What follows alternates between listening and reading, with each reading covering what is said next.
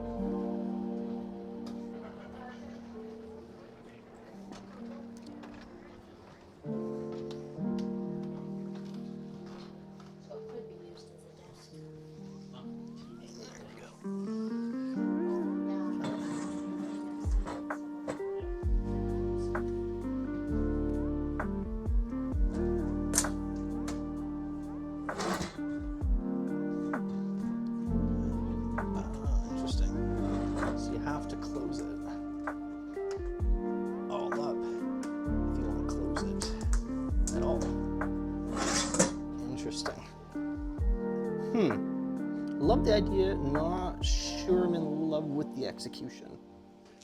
Also, I think I put my hand in dog food. This is something that I particularly like seeing because so many kitchen sinks have those solid two-piece, you know, they always say, oh, you can use them as cutting boards, and let's be honest, the first thing you're going to do is try to find a way to stash them, because once you start actually using the trailer, it just becomes so impractical. Whereas this, it'll stay, yeah.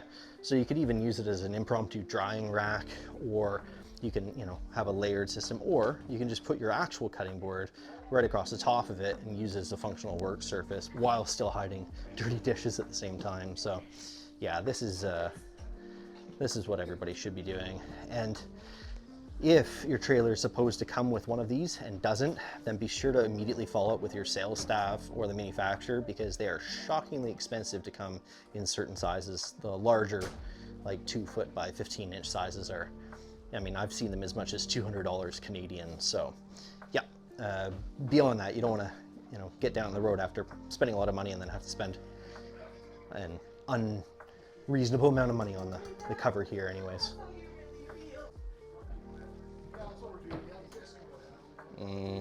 Love me a pantry. Maybe not exactly the style. I know people like to do the coffee station thing in here, and then you can leave this for more personal effects. And I'm gonna slide this way while she does. Oh, cool.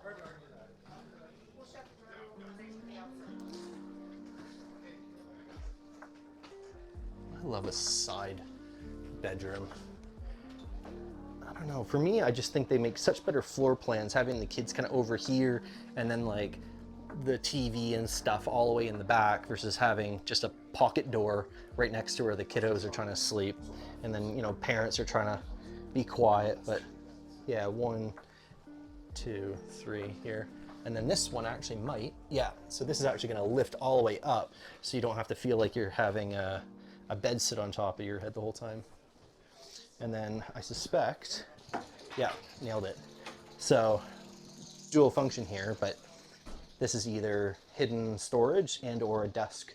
So if you're like a work from remote, or maybe you have to work remote or check in with the office or whatever, that's nice to see. There. Nice under stair lighting. Oh, that's cool. Utilization of space. Always loved me a Brinkley bathroom. This enclosure is just so nice. Is this open? Let's see. Oh, I don't know if it does. There we go. Good storage space. Plus you get the accent lighting around it.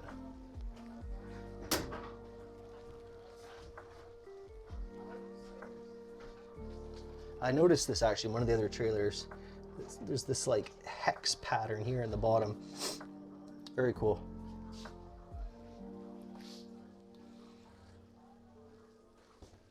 Nice hooks too. And more than one other manufacturers. Proper fan. I mean, you pay for all this stuff, but it's nice to get it. This I really like. Day-night shades.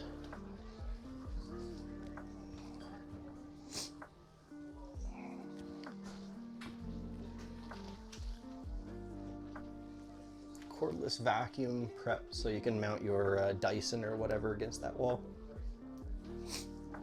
This is something else I really like. I actually forgot to include it in the Grey Wolf perspective video on the Model I, but Brinkley does a lot of these illuminated coat rails.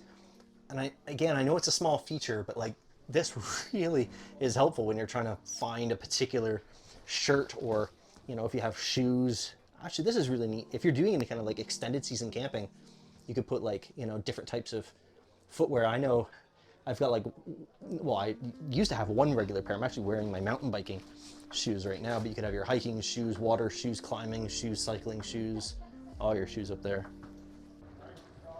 Now, I'll admit, this is something that I don't actually like that Brinkley's doing. It would be really expensive to do this on your own, like to build it your own. I don't like it because if we look all the way up there, normally there's a transition. There, like, meaning the handrail goes all the way up and around and you can hold onto it. This one, you have to literally reach up and then grab that bit up there. I'll see if I can get a better view. So there's that gap that you gotta bridge. If this is the London Tube, mind the gap. Here's those nice Brinkley wheels that we were talking about before. Gosh, those are pretty. Cooper tires, brand name as well.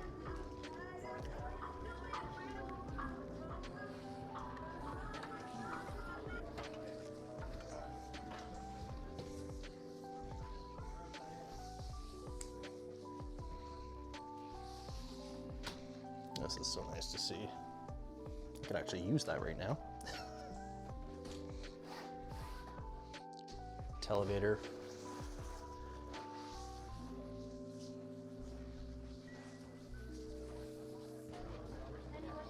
So I was actually just coming by this motorhome product, and I was going to use this little door as a bit of a workstation, and I noticed that they've actually got the solar charge controller in this. Kind of has me thinking, you know, about creative placements for this charge controller, solar charge controller. Yeah, this looks like something that might be up my street.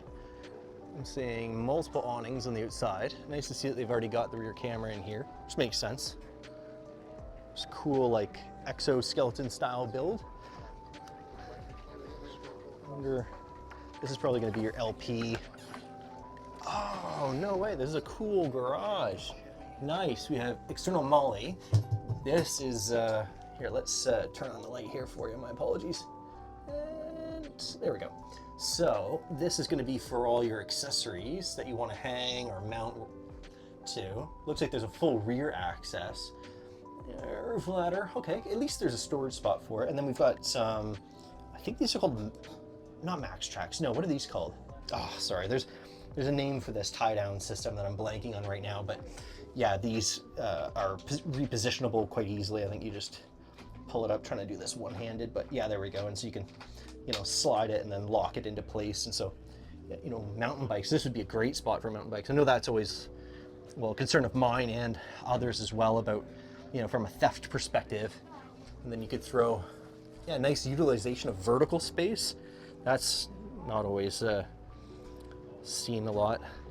We've got more molly here, so you pop it open, fully lockable. That's really nice. That's cool to see. I wonder if I should leave this open so other people can see it too.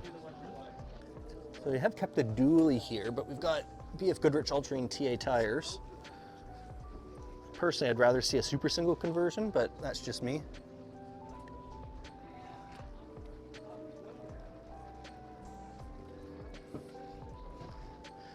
Nice grab handle. That's cool. So front dinette configuration. I don't know if these swivel, they probably do.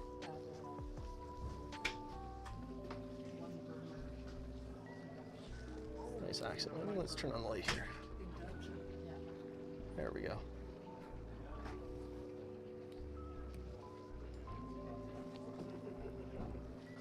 This is nice to see. Under cabinet, downward projecting lighting. I know I talked about that earlier this year where in the Winnebago, basically, no matter where you're sitting, you're getting blinded by a light.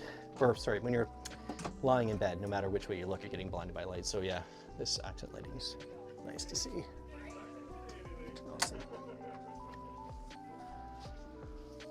Hello. This is also something I like seeing, digital center displays here. I don't know who makes this one. Might be a proprietary thing.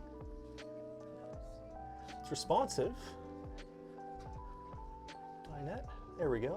Bunk, main ceiling, there we go. And bath, let's turn it on. They've got a split bed in the back. Not uncommon for a motorhome product. That way you can walk up the center and then you can use the cushion infill afterward if you want to. Good storage. Looks like they've got a Starlink. So they've got external routing there. That looks like a Starlink Mini. Spot for, oh, that's just a style of TV mount. Oh, that's cool. Let's zoom in. What is that? LLN?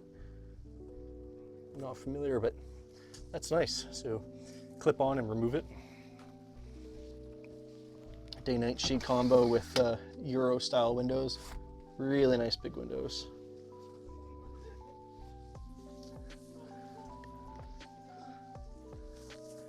And then dimmers.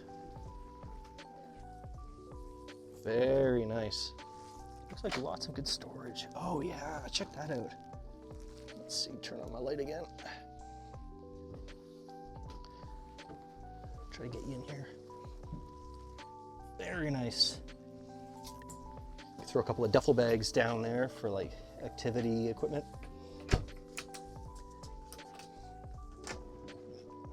Regular clothes storage. What do we have behind me? Same thing, just mirrored, I think. There we go. I think that's adequate. There we go. Yeah, I've seen some refrigerators in this class where the freezer's just, you get a tray of ice and nothing else. At least that one gets some burgers. Good for a few weeks for sure. And longtime subscribers will know just how I feel about these. Such a better solution than paying a lot of money to have them integrated.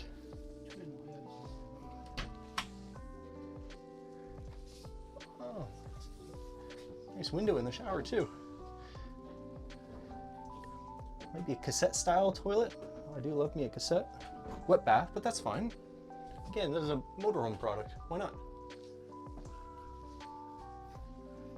So what are we looking at here? Jayco Granite Ridge 22T. This is Canadian pricing, in case my American friends have a heart attack.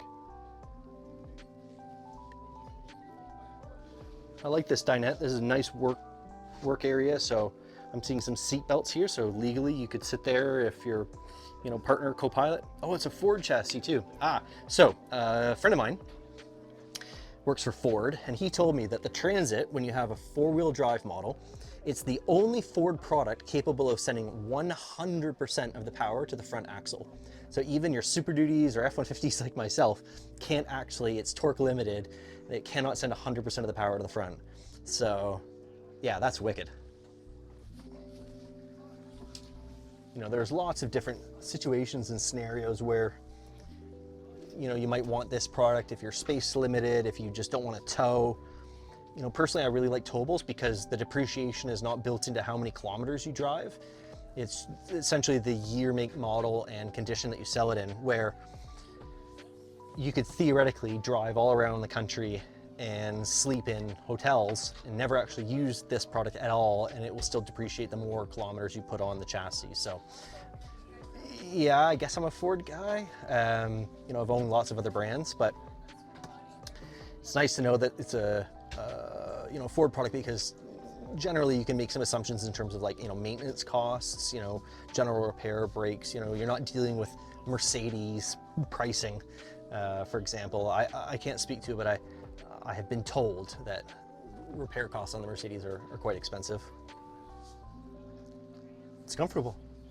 I'd almost like more of a hood. I'd rather a pickup truck conversion. So if you ever had to work on the engine, I'd be doing it myself. And I don't know if that's class 1 or not, but yeah, vans are cool, but I like me a truck.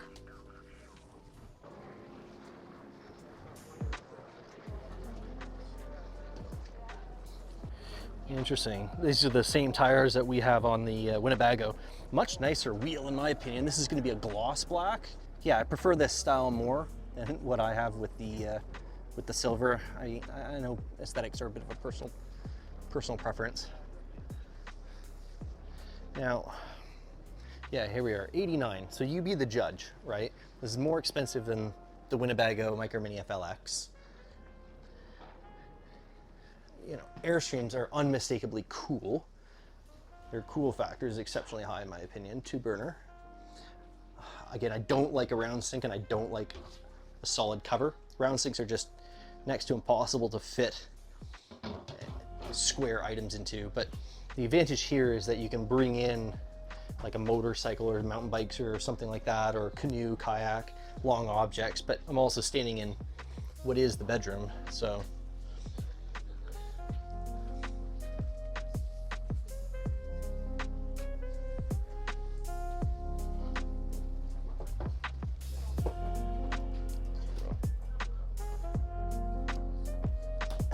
oh, it's a push. There we go. Wet bath as expected. I mean, they nail their color palettes. The white, the silver, the black. And then front dinette. So if you have a cool spot, you can look out. But again, it's catch-22. I would be so nervous about having this amount of glass real estate going down some of the roads, and not everybody's kind enough to slow down. You know, they might not appreciate, you know, kicking up rocks into a $90,000, you know, trailer. I like not having windows in the front. You know, would it be cool to look out? Oh, sure, absolutely. But, oh, now this is an interesting solution for the blinds. Maybe I'll turn on the light here again. Let's see. So they've got these bungee cords or elastic cords, and then you just pull up. So open it up, let gravity do its thing. So that's okay in the sense that you can see, like, get some privacy if you only want to do it halfway. I don't think I'm going to be able to step out this way. What is this? Storage, I guess? Oh, come on now. There we go. Yeah, I don't think I'm going to be jumping out that way.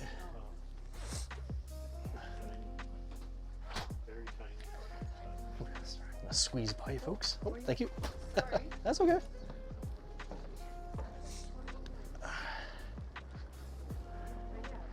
Alliance is not a brand I know much of anything about, but this rack and the lack of the connection bit at the top looks awfully Brinkley-esque.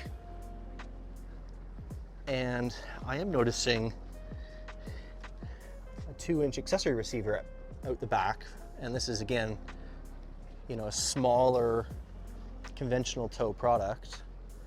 I don't know, 206, so I'm assuming 20 feet 6 inches.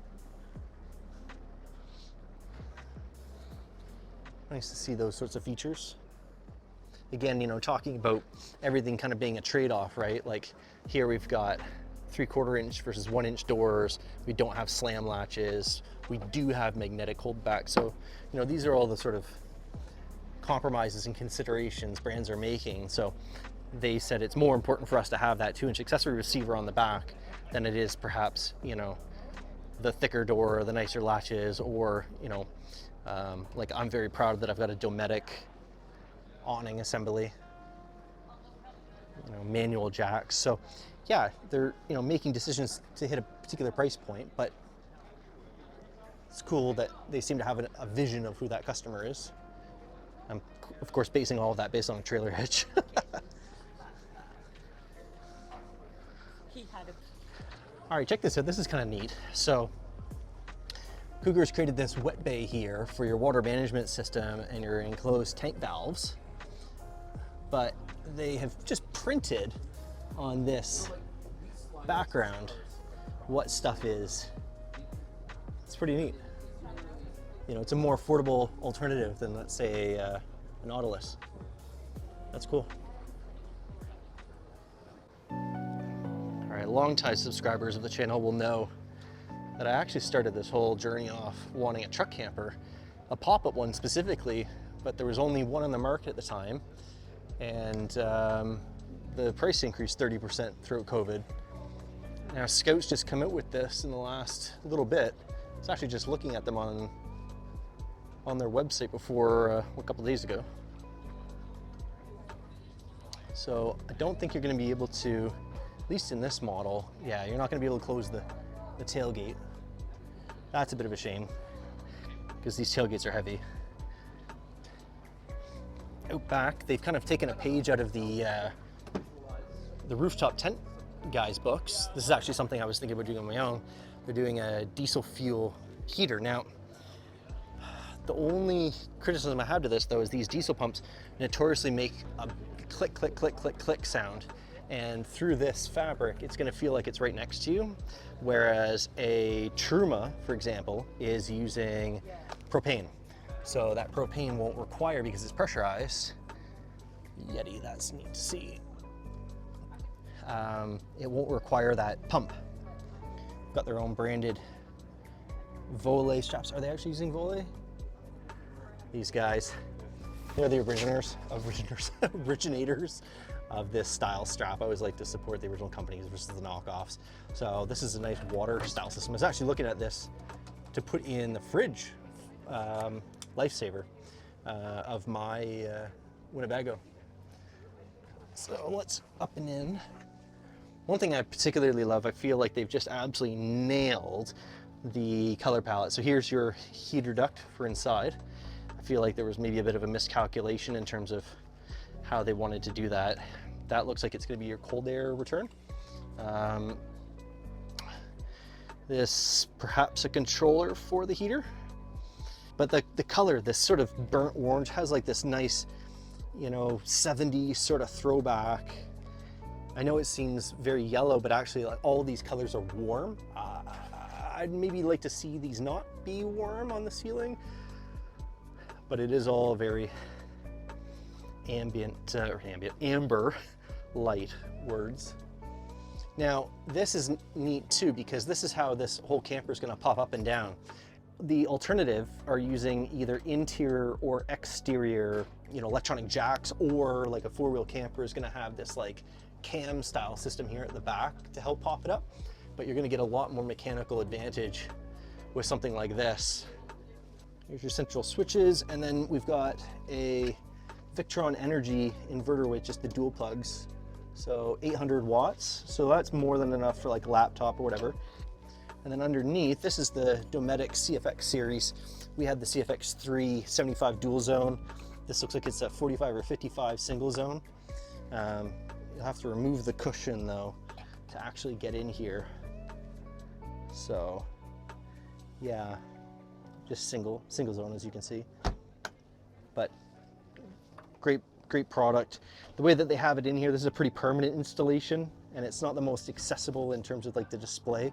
So you may actually need to have to use, I should say, the app to control temperature settings. But once you've got it, at a temperature that works for you and what you're keeping in there, you don't need to worry. But yeah, in terms of like, yeah, you're not taking it out. I thought it might have a slider come in and out, but it does not.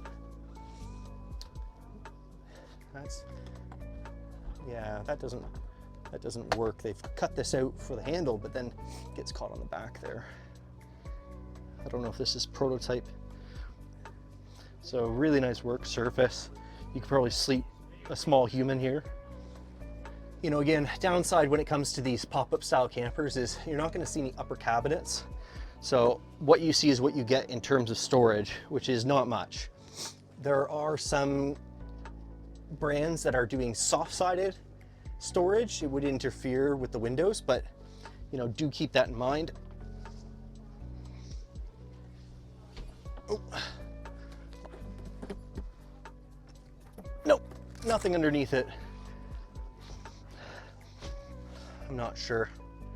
So yeah, clothes storage, food storage, and equipment storage. You're basically dealing with just these two little cubbies here. Not a lot. You'd have to get really creative. I still like it though. It feels a bit prototypey, but yeah. Only downside, that you're looking at decent trailer money for this.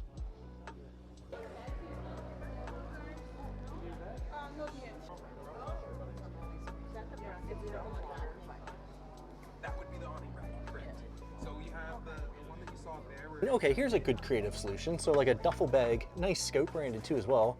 Scout, heck yeah, that is super smart. Love seeing that. Another one on this side too as well. You could easily do this in a pop-up. You just might need to unhook it and then set it down so that you can properly lift it and close it. And then that's your access right there up into the rooftop tent. So if you have kids, then you can kind of keep an eye on them. This is nice, just a nice touch here. I love that. That's cool. Looks great, feels good.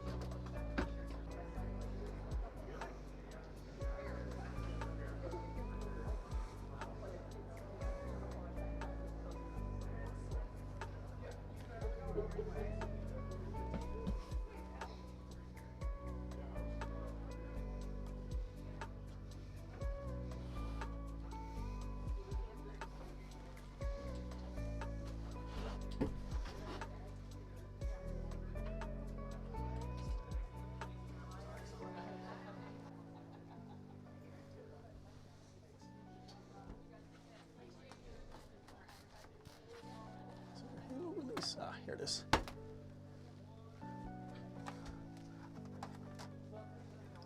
Perfectly adequate for hamburgers, hot dogs, or I guess you don't freeze hot dogs, but hamburgers. I'd say a week tops.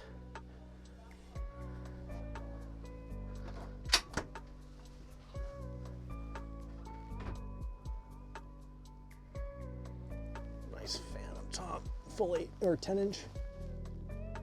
Oh, walk right by this.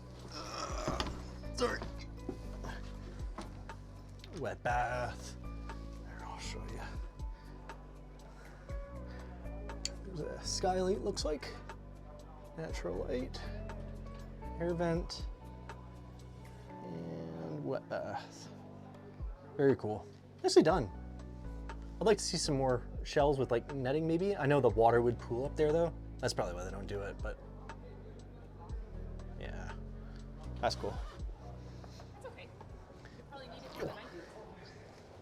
Not in sales. If you have any specific questions about the unit, I'm probably not the best person. I was actually just speaking with the Winnebago rep who was telling me how they had a similar 6-foot wide product, their Hike 100 and the Hike 100 FLX. And generally speaking, it seems like they're getting out of that particular product. They were saying that they just simply didn't sell. So here I am walking one booth down and I'm seeing some really cool products that to me tend to strike a very similar chord there. Right. So what is ROG's thought process? Do they see it as a growing segment of the market? So basically, the founder of ROG, they're a fairly new company. We've only been repping their lines for, I want to say, since 2022. He was a executive at another RV manufacturer and worked in the business for a lot of years.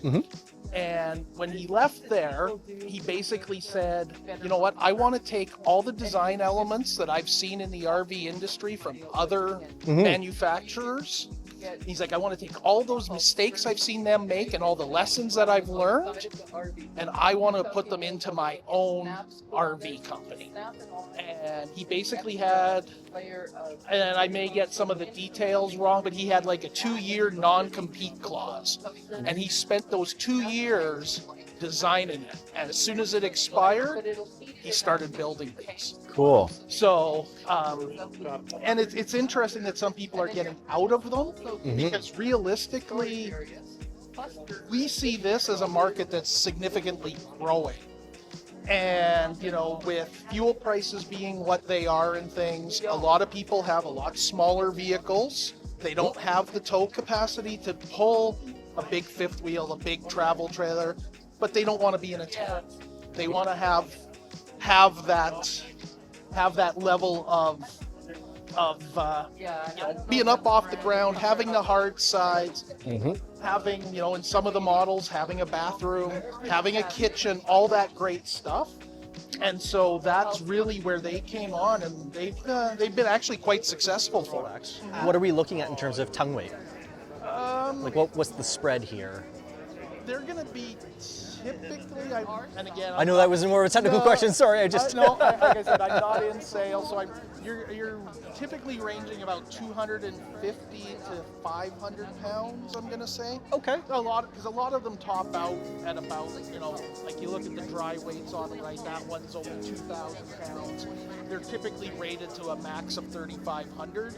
So if you use that rule of thumb of 10% tongue weight, you're going to be 350 and a little bit up from there. You know, that's really good because the Wranglers and Broncos have notoriously low hitch weight ratings of about 350 pounds. So the brand coming out there now, obviously that's going to be subject to some change on how it's packed out, whether the water tanks are full, et cetera, et cetera. However, yeah, that's really cool to hear that that would be applicable for those guys, the Bronco guys or the Wrangler guys, you know. Yeah, and I mean, that's the market, right? Is that guy who wants to hook this thing up and go out into the backcountry in Cyprus and go as far into the backwoods as he can. I've had my my Winnebago FLX actually all the way down there, so it's that's very much me. A little more space, you know, slightly different design, you know, purchase considerations than this product, but yeah. The amazing thing about these as well, there's not a stick of wood on it anywhere. That is nice, yeah. There's no wood, so there's nothing that can rot, nothing that can swell, nothing like that. It's all, you know. May I ask how tall you're? About 6 foot? Yep. Do you know the height of these? Is it 7 feet? With the, now, because it seems like there's some, let's do it. Magically producing it. Very nice. I'm curious, because I almost want to say either garage or underground parking. Yeah, I of that roof rack, or top of the shovel, were 80 inches. 80 inches. What's that in feet and 6 feet? Is 72, so we're under 7 feet. There's the Yeah. 7 foot mark. Holy smokes! So you yes. might actually be able to get that in underground. It's, Yeah. I'm actually thinking of the apartment complex that I live in. We have a 7-foot door. Okay. So if you have a 7-foot, you might be able to park this in a parking space in an underground park. And again, let's be honest, housing prices, you know, if you're lucky enough to be able to afford one, great. If not, apartment dwellers such as myself, you know what I mean? Like Yep. that's No, they're very cool. Very they cool. got the full. They made a couple adjustments from their early stages. The early days, they didn't have step-on fenders. Oh, okay. And that was one of the things, again, being a fairly new, fairly small company, they're very responsive. Yeah. So as soon as we started giving them feedback of, guys, you got this big sticker that says no Do not step. on there. Yeah, It's like, but then you've got all your toys and whatnot, you know, up on the roof. up on the roof. So they came Exactly. up with full step-on fenders now. And what do we have for, let's see. Oh, okay. It looks like a timbering system. I'll give you the opportunity for the plug. Where can people find out more information? Bucars RV Center, Balzac, Alberta, just northwest of Cross Iron Mills Mall. Perfect. Love it. Thank you so much for joining me on today. My brain is broken. Joining me at the Calgary 2025 RV Show. Thank you to everybody who had the opportunity to meet, you know, some old friends, some new. And yeah, if you're interested, there is now a full standalone video coming out on that Scout pop-up camper, and lots of really great information if you're interested in that. So once more, thank you very much for watching. I sincerely do appreciate it. You take care, and bye for now.